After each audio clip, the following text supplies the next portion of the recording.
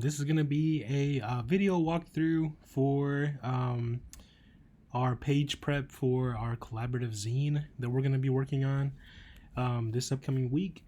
I did go through the vote totals, and it looks like the winning theme is going to be life and death slash what you see before you die.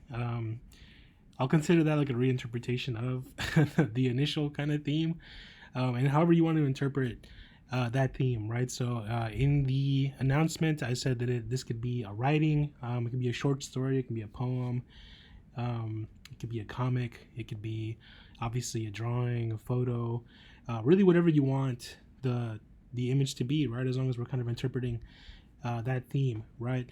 We really can't miss. So today's quick walkthrough is going to be over the creation of your page for this book that we're working on together. Okay, I did buy the materials today. I went out and bought the paper, and I decided for us to go ahead and do a half page format.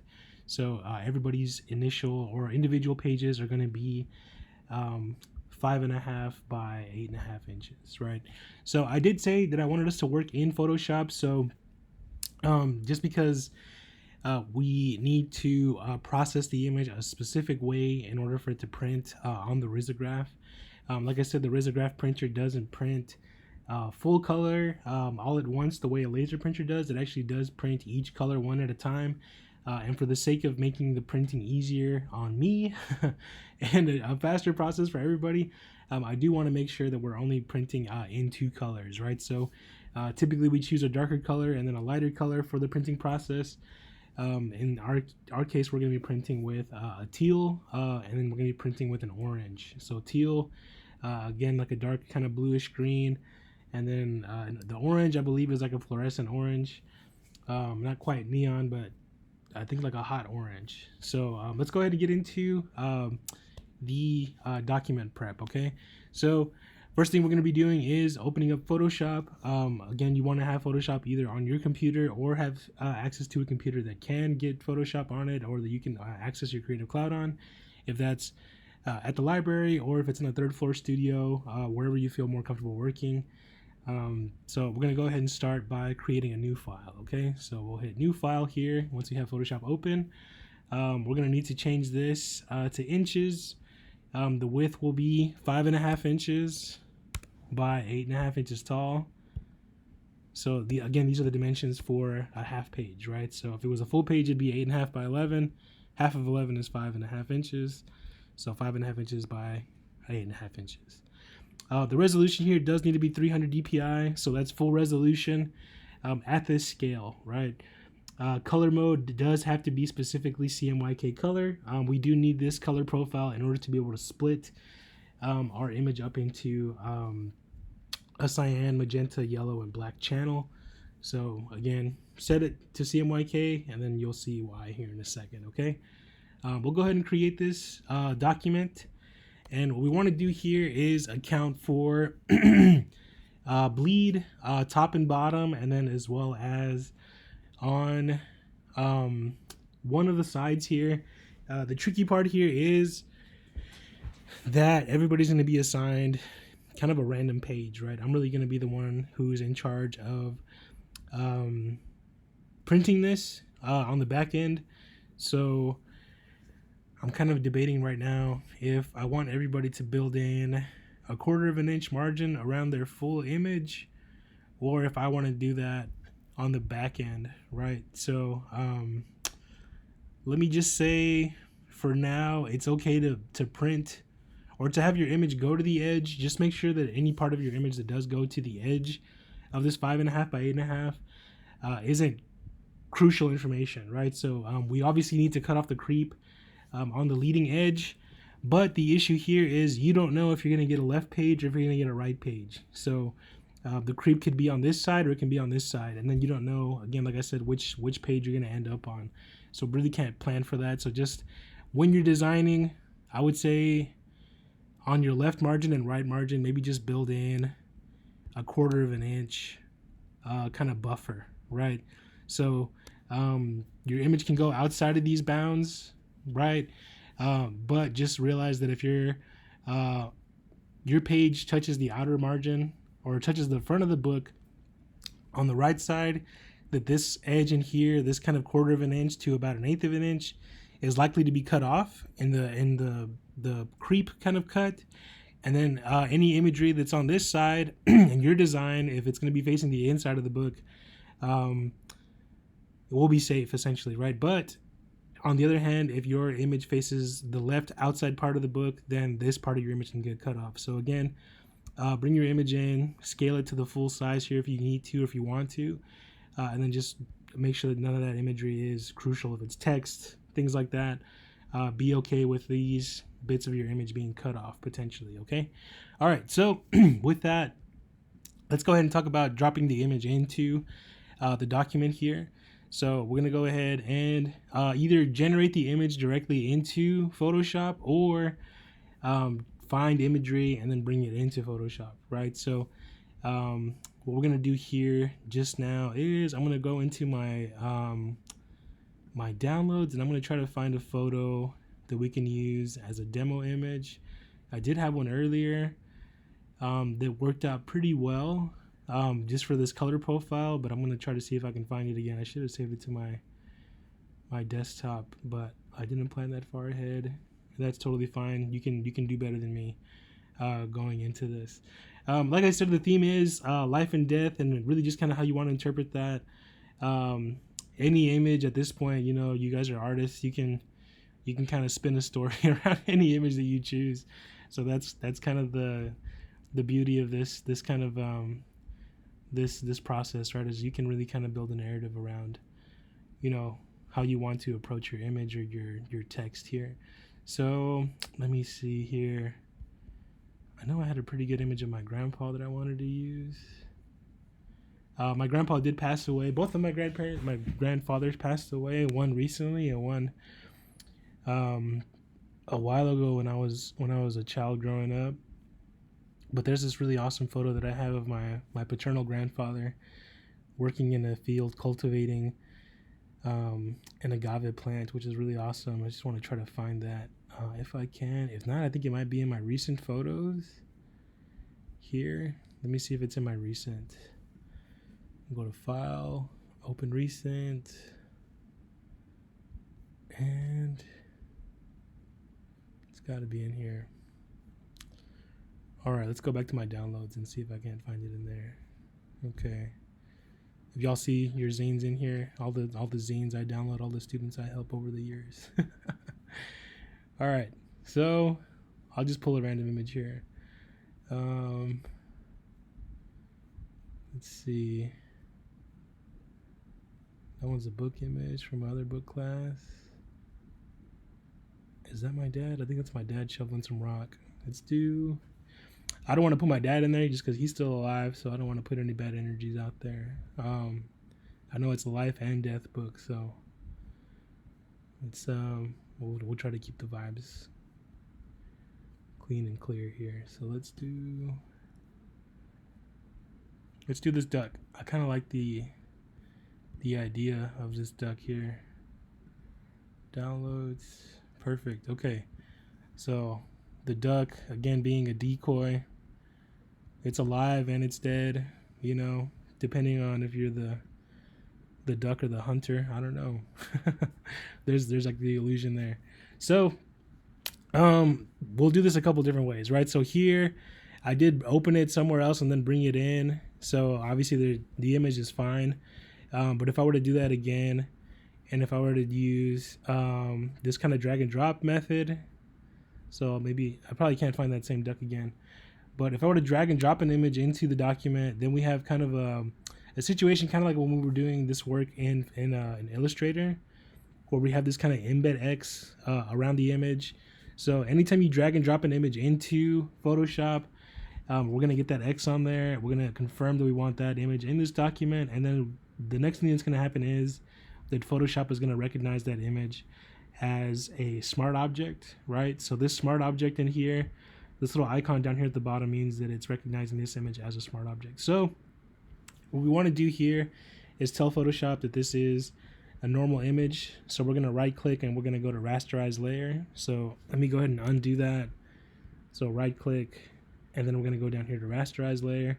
So now Photoshop recognizes that image as a raster based image and will allow us to do a whole other kind of set of manipulations on this image that we can't do when the image is a smart object.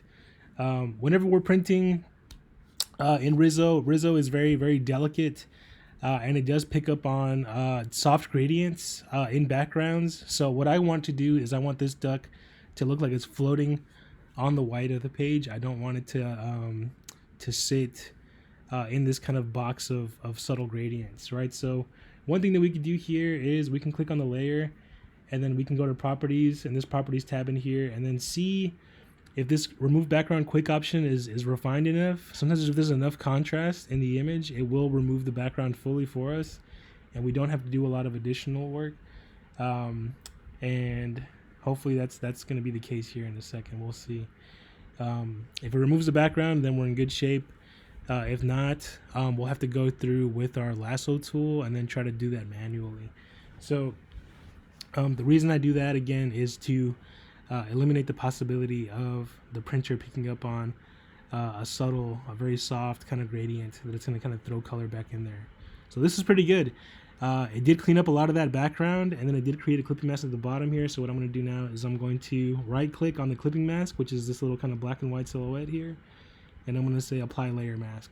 So whenever it applied that layer mask, it did get rid of everything in the background that's a soft gradient, and now the duck is just kind of tight to its silhouette, right? Perfect. Okay, so now I have this image of this duck, and then now I'm ready to essentially process this, right? Like I said, our images are not going to be full color. They are going to be a duotone image that the printer is going to interpret as two layers, right? A teal layer and an orange layer. So what it's going to do here is it's going to want our input to tell us, okay, what is the teal information, and then what is the orange information that you want me to print, right? So what we want to do here is split those channels up so that we can kind of send that information to the printer as those two separate layers, right? So before we do that, what we want to do here is flatten the image. Currently our document does have two layers, right? It has our image layer, and then it has a background layer. So what I want to do first is decide if this image is everything I want it to be before I go ahead and move forward, right? So so what I'm doing now, I'm just really trying to fill up the image area a little bit more, just to kind of decide, okay, is this kind of what I want? Am I at a final kind of state here, or do I need to do any additional kind of rendering? Let me see. I don't know. Part of me wants to make the image a little bit fuller. I was kind of trying to play with okay, what about the multiple, if I have multiple ducks in here? But let me see if I can go in here and look at a kiddie pool, no background. So these collage aesthetics work really well in Riso. Again, that kind of DIY aspect and the kind of zine aesthetics are kind of my wheelhouse. So I'm going to try to kind of maximize that kind of look, right? So it's kind of serious theme, so I want to try to approach it from a potentially kind of funny angle with my imagery. So I'm going to go to the images here, and I always want to make sure that my image is a high enough resolution. So I'm going to go to images, I'm going to go to tools, I'll go to size, and then I'm going to go to large. And I'm going to, maybe this one here, this one looks great. So I'm going to grab this guy, and then I'm going to bring him down into Photoshop. So all I'm doing is clicking, dragging, and then dropping once I'm in my window here. So let's see, hopefully that worked. It did not. Let's try it one more time. I think I let go of the button before it snapped into the document. Okay, we're in the document now. Okay, perfect. The resolution is pretty low compared to the duck, but I'm gonna make it work. So let's see. That looks pretty good there. And then I'm going to switch the layer order. I'm going to put the duck inside of the pool and through here, and I'm going to set it right in there. And then now I'm going to grab both of these and I'm going to scale them down. Okay, cool. All right, nice. So that's fine. It's one degree more manipulated, right? So now the image is a little bit more fun, a little bit more unique. If we double click on the icon here, we can do things like add drop shadows. So if I go to let's see here, drop shadow, I can really embed the duck here in the pool, increase the distance a little bit. That's a little bit too, and then we don't want it to go in all directions. And let's go to 2% opacity, increase the noise a little bit. And we don't really want a crazy amount of manipulation here. I'm just trying to help kind of create the illusion that it's sitting inside of that pool. Okay, the light's coming from the other direction.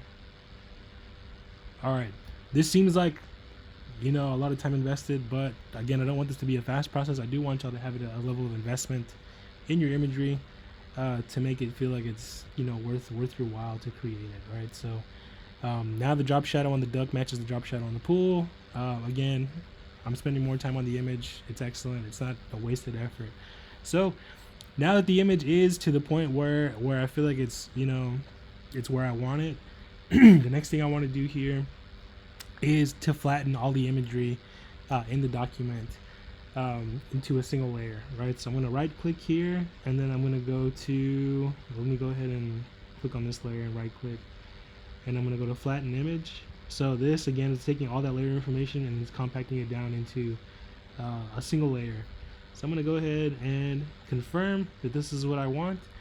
And now is where we want to kind of take into account the color mode that we're working in, right? So if you're not familiar with CMYK, it's cyan, magenta, yellow, and black. It's a 4-color printing process that utilizes transparent inks that are printed in different angles to create the illusion of a full color image, right? So there's 2 things that I want to do here before I move on. The first thing is going to be to go ahead and save this as a copy. So I'm going to go to File, Save as a Copy, and I'm gonna just call this riso test. And I'm going to save it to my desktop here. And I'm going to make sure that this is saved as a JPEG. Okay, we do want to save this as a JPEG so that we can put it into the next step here to kind of test to see what our image will look like before we go through the bigger kind of effort of processing the image. Okay, so I'm going to go ahead and save this here. Then I'm going to go back to my browser and I'm going to go to colorlibrary.ch. I will post a link for this website so y'all can kind of use it and see it. What we want to do here is plug our image into it and then tell it to basically run a mock-up of a duotone image that we're going to create. Okay, so I'm going to tell it we're going to create an image that is a 2-color image, a duotone image, and I'm going to look for my 2-color options. So here we have green and orange. Okay, and then I'm going to close this, and then I'm going to go ahead and see. I'm going to go to test it. I'm going to make sure I select that color profile again, 2 colors, green and orange. And then I'm going to close this up here with the drop down arrow. I'm going to go to my Finder. I'm going to go to my desktop and I'm going to find that duck that I just made. So this is what you want to do once you generate your imagery. You want to go ahead and bring it into this website so we can kind of mock up real quick what the image is going to look like before we go ahead and do this kind of like heavier amount of investment of image processing. And make sure I save that right. File, save a copy, riso test, and then JPEG, save. And then where am I saving this to? I should really pay attention here. JPEG. Okay, so it should have been on my desktop. Maybe I just didn't see it. Let me see. Let me go back to not Chrome. Safari,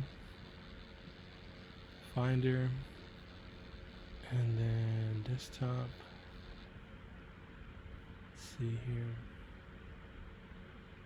Now I wish I was doing the remote learning, so if y'all that have younger eyes could see where this file might be going to. I'm not seeing it. Well, maybe I'll take a screenshot of it and it'll pop up here. Let's see, favorites, downloads, documents, desktop. Okay, so let's go back. Sorry about this, y'all. I'm gonna go ahead and take a screenshot. I'm not sure why it's acting up the way it is, and I'm sure this won't happen to y'all.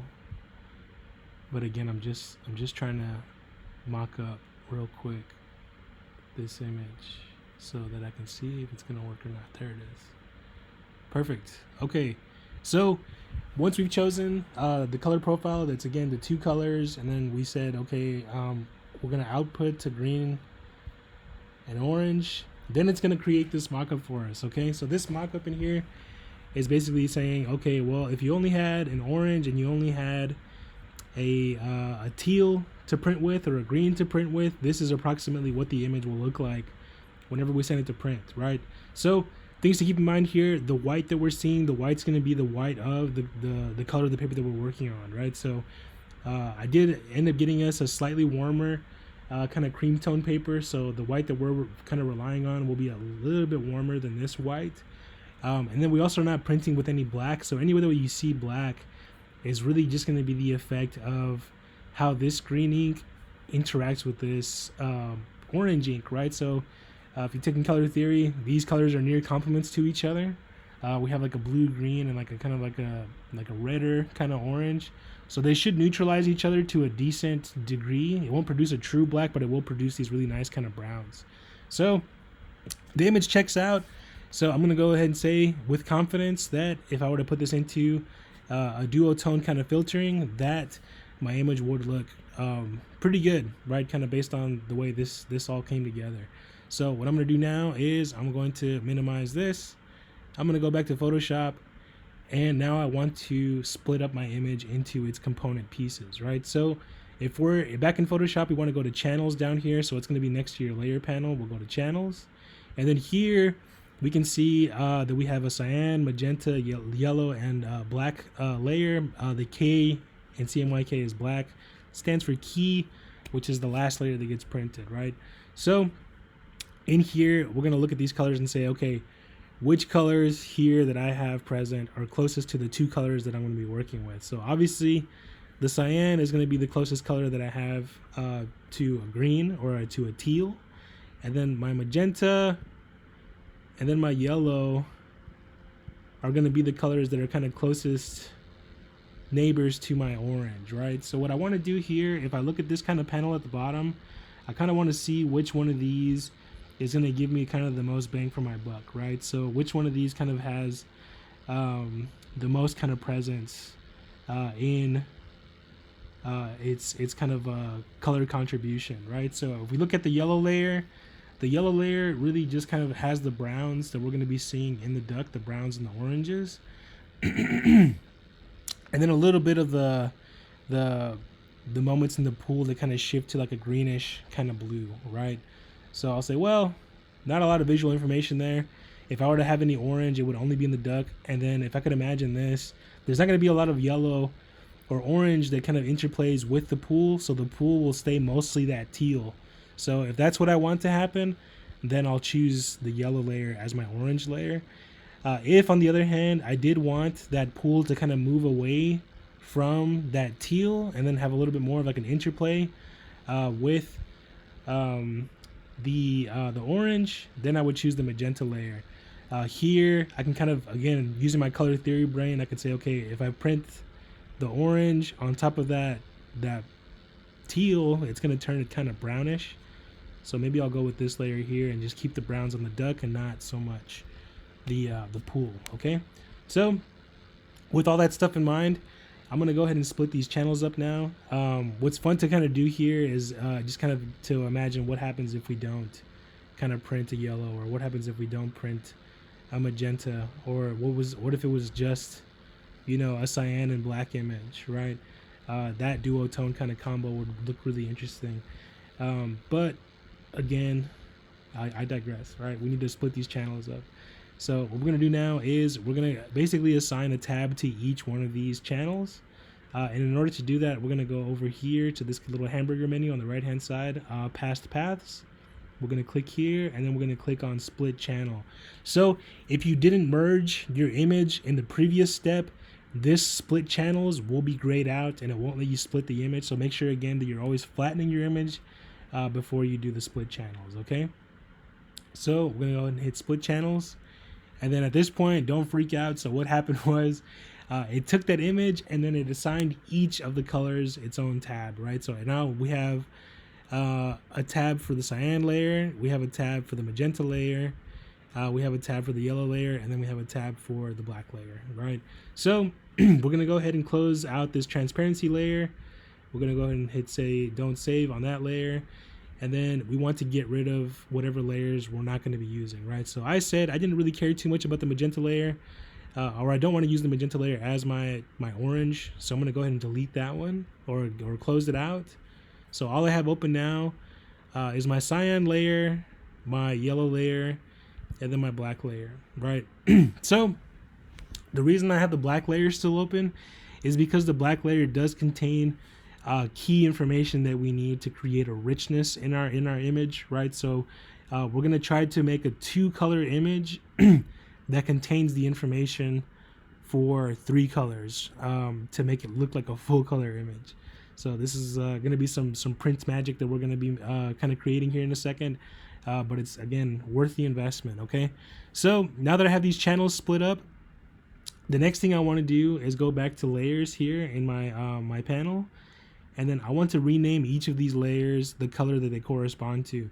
So my cyan layer, I'm going to double click on this that says background, or we can also hit that little unlock icon and then double click on the layer title, and then we're going to title it cyan, and then we can say, you know, teal, just so that we know this is, you know, actually going to be the teal layer.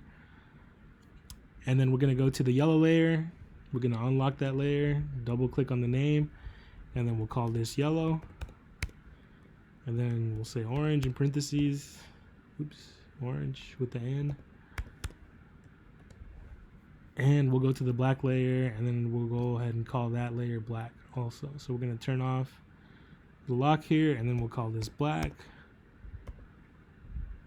So if we kind of take into account what each layer looks like initially by itself, we'll go back to the stock image here, and we'll go to channels, and let's make sure we're actually in a CMYK. So I'm going to go to image mode, CMYK.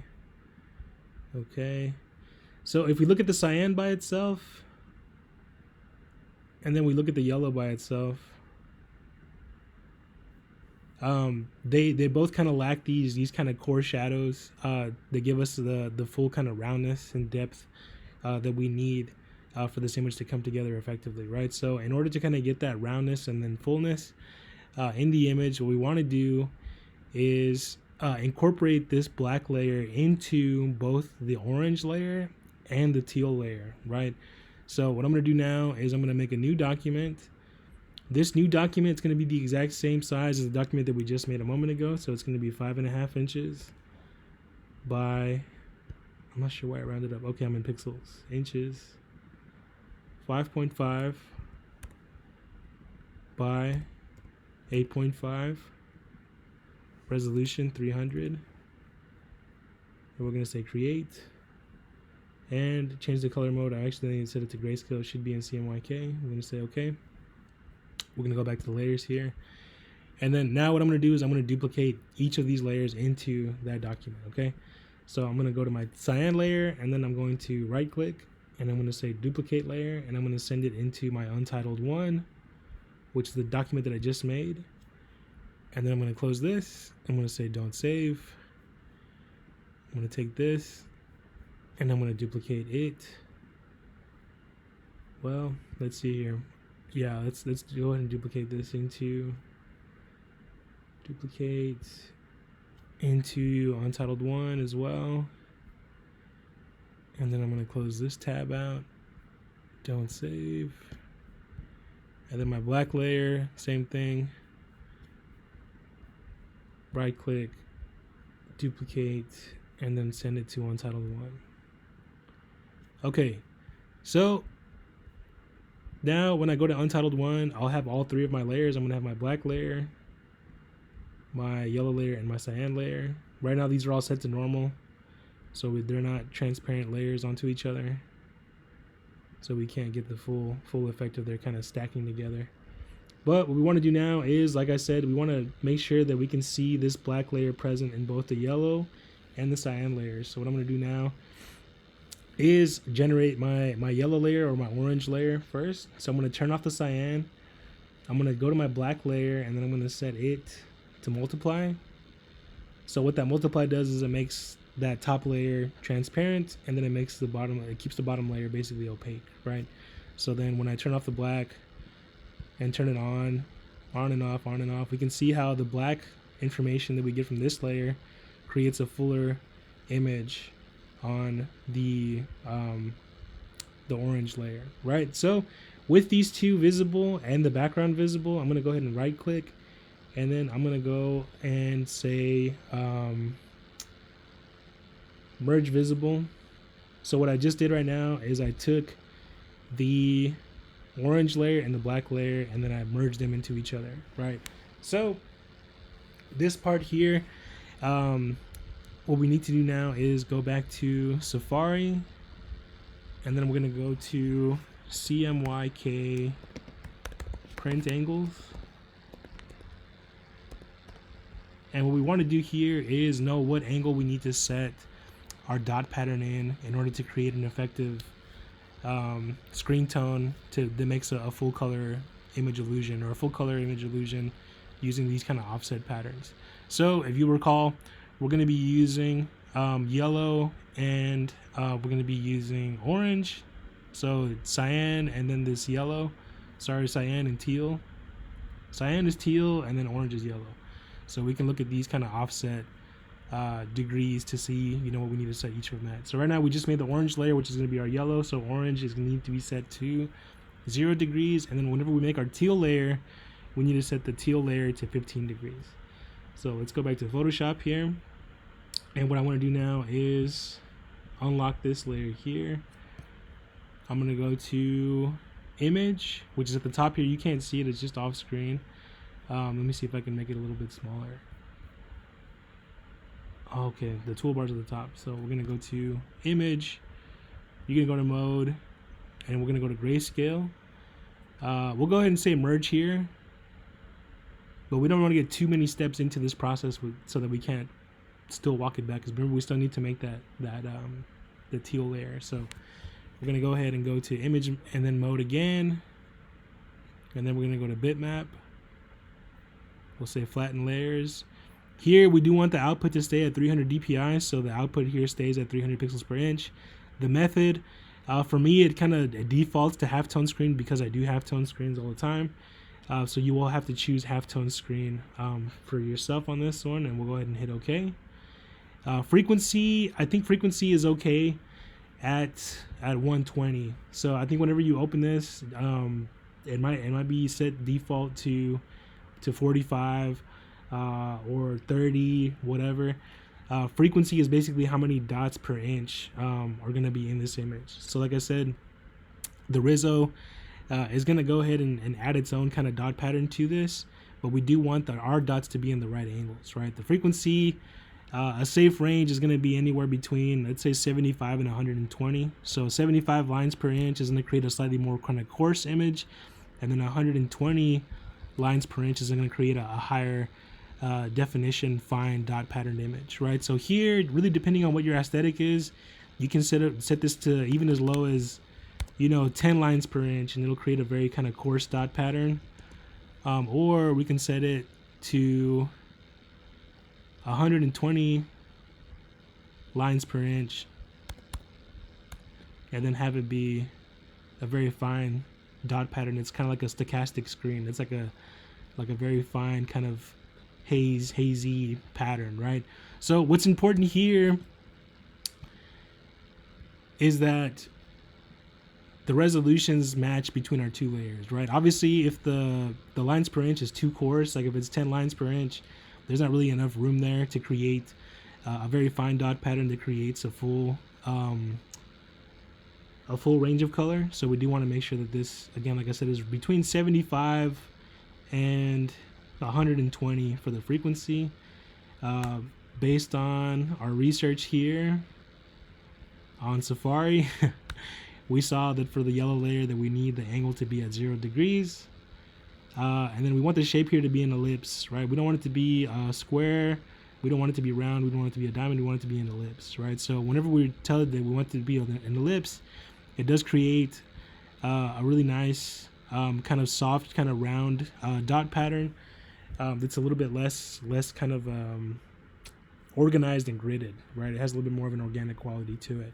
So once we've applied this bitmap filter to our image, then we're going to go back to image at the top of the taskbar here, and then we're going to go to mode, and we're going to switch this image back to grayscale, and then we're going to set it to 1, right? So that size ratio is basically it's asking us, okay, now that you have the bitmap kind of pattern on this image, what ratio do you want the image to be at? So we're telling it, okay, I want the ratio to stay the same. So by saying 1, I'm keeping it as a 1-to-1 ratio so that it stays at the original size, the 5.5 by 8.5.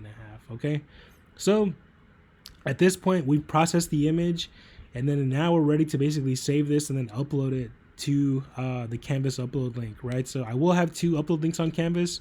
One link is going to be for your orange layer, and then one is going to be for your teal layer. Okay, so we're going to go ahead and go to File. We're going to go to Save As, and we're going to save this as a PDF because we want to make sure that the image resolution stays high so that whenever we send this to the Riso, that it keeps a nice crisp image, and that our dot pattern that we just spent all this time developing helps us create a full resolution image, okay, and then a full color image or near full color image. So I'm going to call this my first name, last name initial, and then we'll say orange, okay, so that I know on my end that this is, let's say this is Luke's orange layer, and then whenever I get Luke's teal layer, then I know to pair Luke's orange layer with Luke's teal layer, and then so on and so forth for the rest of the class, right? So I'm going to put this in a special folder on my desktop, and I'm going to call this collaborative book. I heard some thunder outside and it spooked me, so that's why I'm typing all kinds of funny. So we'll call that collaborative book, and I'm going to go ahead and make sure that it is set up as a Photoshop PDF. I'm going to hit save, and then again, when the dialog box comes up, we don't need any of these boxes checked off. This one's going to be checked off. We don't want that one checked off. We're going to uncheck that box, and we're going to say save PDF. Okay. Now we have that saved as a separate document, right? So what I want to do now is undo everything I just did. So I'm going to hit Command Z a couple of times until I'm back to this step here where I have my black layer, yellow layer, cyan layer, and my background layer as separate moments, right? So we just did the yellow/orange layer. So I'm going to go ahead and turn that one off. And then now we're going to repeat the process, but for our cyan layer or our teal layer, right? So we're going to make sure that the black layer is visible, and it's visible on top of my cyan. So my black layer, if I click on it, should be set to multiply at 100% opacity, and then my cyan layer should be set to normal at 100% opacity. Okay, so now we're going to go through the process again of bitmapping this image, right? So the first thing we did was we right clicked here on the layer. We went to merge visible. So again, what that did is it merged my cyan layer, my black layer, my background layer. This layer here was turned off. The little eyeball was clicked off, so it wasn't visible, so it didn't get merged. But it will disappear whenever we go through the bitmapping process, right? So I'm going to go up to the top of my toolbar. I'm going to click on image, mode, grayscale. We're going to say flatten. We're going to go ahead and flatten that image. We'll say okay. And then we're going to go again, image, mode, and then bitmap. Here we're going to call this at 300 dpi. We're going to use the halftone screen. We're going to say okay. Frequency we're going to keep at 120, but what's going to change now is going to be the angle. So the angle is going to be 15 degrees. As per our research, again, the cyan layer is at 15 degrees. The cyan layer is our teal layer. So that's why we're setting it to 15. So this 15 degree offset means that the dots that are on the yellow layer are going to be going this way, just strictly straight across, up and down, and then the ones that are on the teal layer are going to be coming up at a 15 degree angle. So as you can see on this graphic, there is slight moments of overlap between the teal and the yellow, but where these overlaps happen is essentially where we get the illusion of other colors, right? So depending on how much overlap happens or how much their densities overlap, we'll get the illusions of reds, we'll get the illusions of yellows, we'll get the illusions of browns, and then wherever they don't overlap, we'll see those as true oranges or true teals, right? So that's kind of the logic behind what we're doing just now, is we're creating the illusion of a full color image by allowing this kind of transparent ink to sit on top of another layer of ink in different angles, right? So we're kind of playing a trick on the viewer's eye and our own eye to create these full color, semi-full color duotone images, okay? So let's go back to Photoshop, and we're gonna go ahead and finish out the process here. So we're gonna go to image, we're gonna go to mode, we're gonna go to grayscale, size ratio needs to stay at 1, we'll say okay, and then we need to save this image as our teal layer, right? So we can go ahead and zoom in here. That's a beautiful image, it looks really nice, everything is at 15 degrees, the yellow layer is at, I think it was at 0 degrees. So what we wanna do now is go ahead and save. So right now I was just making sure that it was set to grayscale so that I know that the image won't corrupt whenever I save it. So now I'm gonna go ahead and go to File, Save As, and then I'm gonna call this again first name, last name, and then the color profile that it's set to. So now we know this is gonna be the teal layer, and then we're gonna go ahead and make sure we're in Photoshop PDF for the format, and we're gonna hit save. We'll say okay. Make sure this top box is not checked off, and we're going to hit Save PDF. All right, perfect. So now I'm going to undo everything I just did, and I'm going to get back to this document here. And always have a working document so that you can correct mistakes in the future, okay? If we get to a certain point in the image printing and there was an issue that whenever we printed that there was maybe a watermark in the background, or maybe there was again a soft gradient that we didn't know about, that we didn't see but that the computer saw, then we can always go back into the working file and fix it there before we process the image all over again, right? So here I'm going to go ahead and go to File, I'm going to go to Save As, and then I'm going to call this one working, right? So these are my working files, so I know I can go back and edit these if I need to, right? And I'm going to go ahead and hit Save. We'll say okay. And for this one, I do want to preserve the editing capabilities, obviously, because it is a working file. So let's go back again, File, Save As, and I did make a mistake. I didn't save it as a Photoshop file. I said it was a PDF. So I'll make sure it's a Photoshop file, hit Save, okay. If you want to save it to your cloud, save it to your cloud so you can access it at home as well as on, Adobe Photoshop Express or wherever. It's always a good idea to have backups, okay? So at this point, what we'll do next is we'll go to Safari. We'll go on to the the UTSA Instructure, the Canvas website, and then you should see an upload link on Thursday evening that will have a link for your teal layer, and then you'll have a upload link for your orange layer. Again, make sure first name, last name, first initial, that I'm able to identify which images are yours, and that they are processed and separated into their layers, right? So the idea is for me to be able to start to figure out the layout of this book over the weekend, so that hopefully by Tuesday we can actually get started on printing.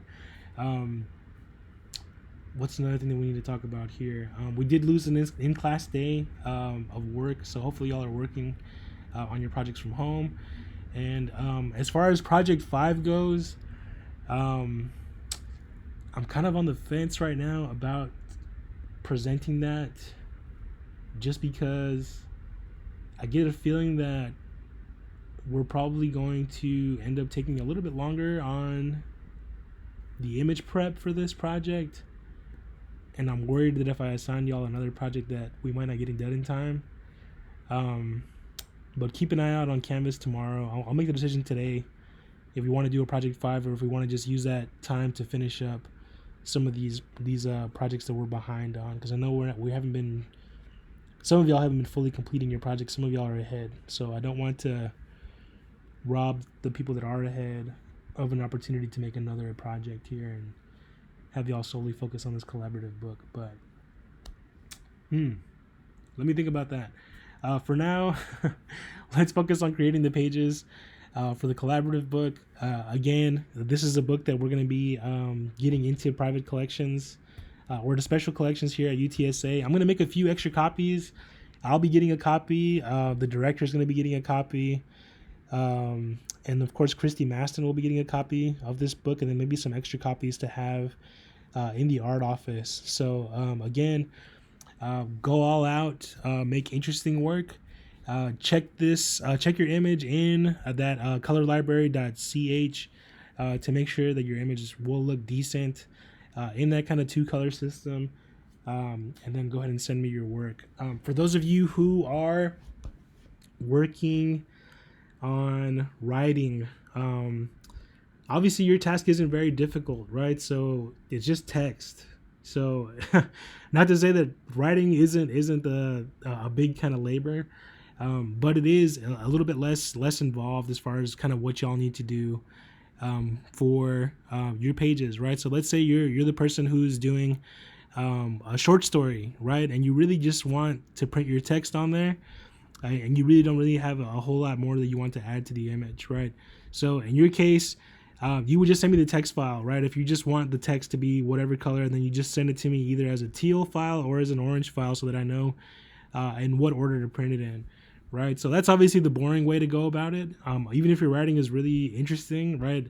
Obviously, we would like to see the color of the riso being used to its full effect. So what I would do is kind of think about visual poems, right? So if we go on to Safari again and we look up visual poetry,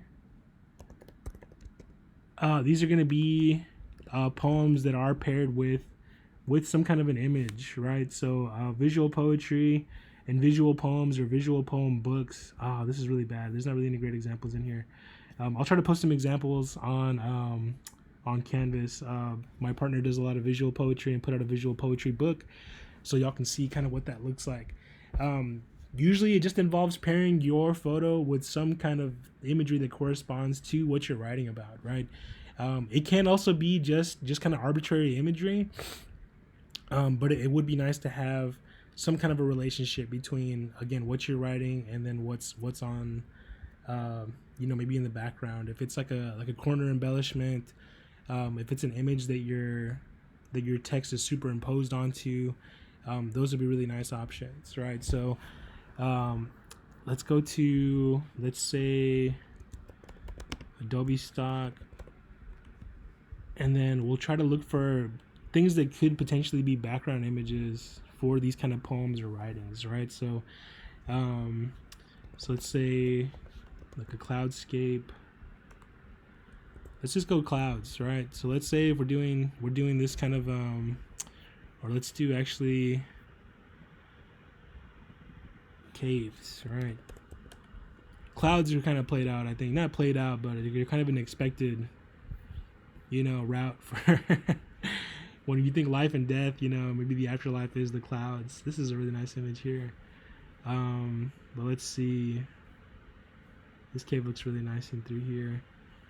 And lots of different mythology, Aztec mythology, some kind of Greek mythologies. There's like this kind of underworld that is like a transitionary moment from life to death, or like from one life to another life.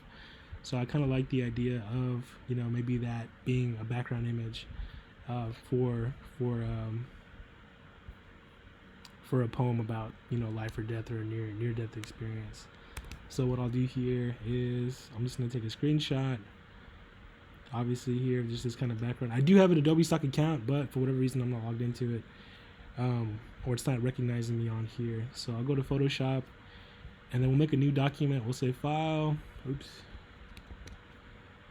We'll go to New, and then we'll go to yeah, this custom size is the one that we just made, and then we'll drop our image in here in the background. Let's say okay. So here, what I'll say is that whenever we do kind of incorporate images and text into one another, because the text and the image are kind of working in tandem, you want to be able to keep in mind that there are value relationships that are existing in this image, right? So if I were to make a poem in this image, obviously I want to make sure that the text that I choose doesn't blend into the background that I'm working in, right? So two things that we can do here. I can go ahead and make my background like actually lighter. So if I go to opacity, I can make the background softer, so the background is present, but it isn't too intense, right? So I took that image and then I scaled it down from 100% opacity down to 48% opacity. So then whenever I come in here with my text layer and then I type out my poem, I'm just gonna do a text block or a text box here so that it populates some random text. I would love to just kind of type a poem out here for y'all, but I'm not feeling very poetic today. So what I'll do here is I'm gonna make the font maybe like a 10-point font, or let's go back to that 36-point font. I think that filled the space up a little bit more effectively, just for demonstration's sake. So here again, we can say, okay, the text here is white, and then even up against this kind of gray background, it has enough contrast to where I can still read the text, right? And then obviously, if the background is darker, there's going to be even more contrast. So if I go to my opacity and then I key my opacity up even higher, the contrast really just gets higher and higher between the background and the text that I'm working with, right? But let's say I have a soft gray background that's set to 46%, and then my text is also a color that matches the opacity of that background, right? So boom, here, this is where we have an issue between, you know, our text and our background being in too soft of a contrast to each other, right? So all this to say, if you have a light background, don't use a light text color. And then if you have a dark background, don't use a dark text color. Make sure that those two things are going to contrast well off of each other. So in here, if we could imagine that our background is going to be just a teal backdrop, right? We want our background to be only one color, right? I'm going to say I want my background to be a teal layer, and then I want my text to just be the white of the paper. So then what I would do here is I would go in, type out whatever I'm going to type, and then after I'm done typing, I'm going to go ahead and go to my color picker, and I'm going to set my text to white.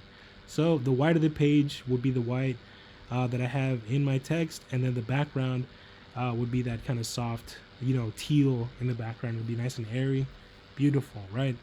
Now let's say, for instance, that you wanted your background to be orange, right? You wanted your background to be a soft kind of orange, and then you wanted your text to be teal, right? So if you were setting up this file, what you would want to do then is make your text black here. So we'd set this to be all the way black. So whenever the riso reads anything that's fully black, it reads it as full opacity. So this will be a very, very dark teal. And then the background being a very kind of soft opacity will read as a very soft orange, right? The soft orange is going to contrast a little bit with the background of the paper. So the imagery might not be 100% legible, but it will be this kind of soft, kind of airy orange, maybe a little bit more kind of unreadable, kind of a surreal kind of texture in the background, but your text will be really nice, dark and opaque, right? So in this sense, if I was doing file setup here, I would turn off this background in here, and then I would say, okay, I'm going to go ahead and go to File, I'm going to go to Save As, and then I'll save my text as you know, let's say again, Alan underscore S. I want my text to be the teal layer, so I'm gonna say teal here, and then I'll save that. Boom, into my collaborative book folder, and then I would go back in here, and I would turn my background on, turn my text off, and then I would go to image mode, bitmap, and then I would go to 300 pixels per inch, and then again, this could really be any layer because we're not using the CMYK method here. We're really just trying to kind of create like a diffusion pattern in the background. So here, as long as it's not 45, it'll be a kind of a random, you know, angle. We can say 33 as our angle, and we can say okay. So then now that this is set up as a halftone pattern or as a bitmap pattern, then we just go to image mode, and then grayscale. We'll say okay, and then we'll go to file. We'll go to save as, and then we'll save this as our orange layer. Okay, so third and final option here, not final option, but another option to kind of consider is if you're a comic book artist or you want to do a comic for your page, right? So this is a really awesome example that I found online that actually just so happens to be also in a teal and orange. This is about the teal and orange that we're going to be printing with. But what's really awesome about this comic, or this kind of like this little 6-7 panel comic, is that they're using the white of the paper intentionally in their comic book design, right? But if we look at the design here, we can see that the teal layer is basically just different kind of grayscales of the same image. It's a monochromatic image that's in grayscale, and the different levels of opacity create these kind of different kind of looks in the teal, right? So we have a very light background, this kind of dark window shape in the left hand side, and then a softer kind of middle tone gray for the couch, and then a value that kind of matches in the background here for the window and whatever that shape is, right? Then when we get into the orange layer, or we get to the next panel, we start to see this kind of pop of orange. So if we can kind of separate these layers out from each other, again, the teal would be kind of this kind of grayscale, and then if we were to see the orange, and that kind of comes into this image, it really kind of comes into play here, and then in the background. But we can see how those two moments kind of exist independently of each other, more so kind of in the background here. And then more importantly, we can see that, again, the color theory that we were talking about earlier on, that whenever the orange and the teal overlap onto each other, they actually do create the illusion of a black here, right? Because they do compound in opacity. These two transparent moments are meeting each other to create a darker moment, and they're also kind of neutralizing each other's color contribution to create like this kind of chromatic gray or like a near black kind of illusion, okay? So if you work in Procreate, if you work in comics, your line work, think about your line work as being one color, and then think about your fills as being a different color, right? If that makes sense.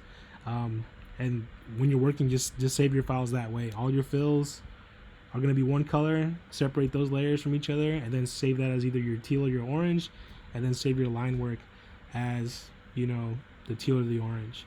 I will say that the line work, again, kind of being the darker value, I would save that as your teal, and I would save your fills as the orange, okay? So separate those two moments from each other. This is another great example of how we can kind of think about the riso working. If you wanted to create soft gradients, or if you wanted to create different kind of looks, think about your fill opacities. This is like a 30% fill, this is like a 50% or like a 70% fill.